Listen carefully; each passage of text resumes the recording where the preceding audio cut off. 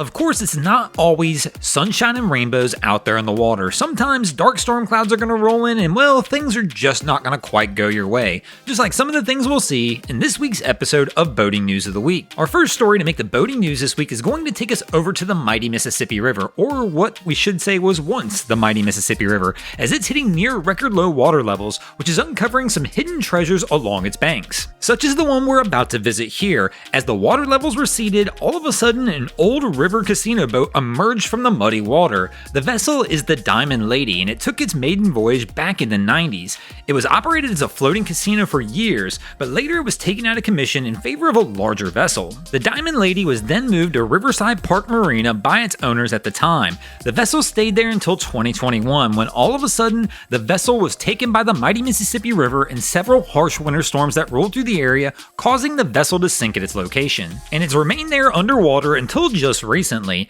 Droughts in the Midwest have caused near record low water levels in the Mississippi, all of a sudden revealing all kinds of treasures along the banks of the river. But this is also attracting people to come out and look for things that might have been sunk in the muddy water for many years. Now, water levels along the Mississippi have risen in the past week, but forecasters don't predict the water levels to go back to normal just yet. So it will be interesting to see over the next several months what kind of treasures are discovered along its bare banks.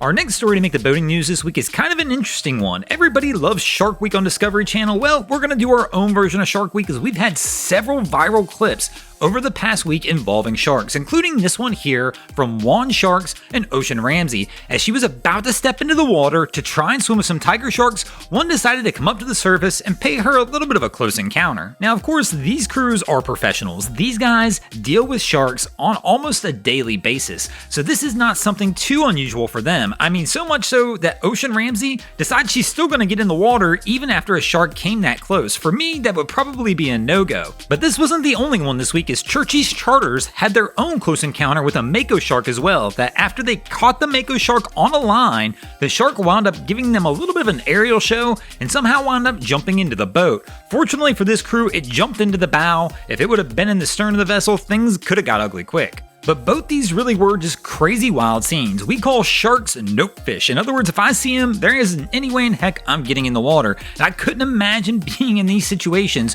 where having one jump into the bow of the boat or having such a close encounter as I was about to enter the water with a shark like this.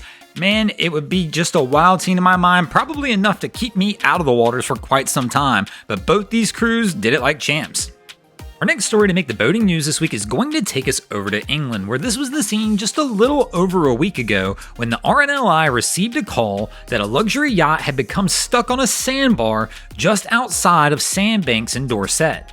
Here we can see the moment that the RNLI crew arrived. If you look off in the distance, you can see the luxury yacht is listing as its keel has become stuck in the sandbar. Fortunately, in this situation, the two passengers who were on board the vessel were able to safely board their dinghy and navigate it over to the RNLI all-weather lifeboat. After the incident, RNLI crews who were interviewed described the weather conditions as absolutely awful. The crews battled 70-knot winds, 3-meter seas, and torrential rains while going out to try and rescue the two.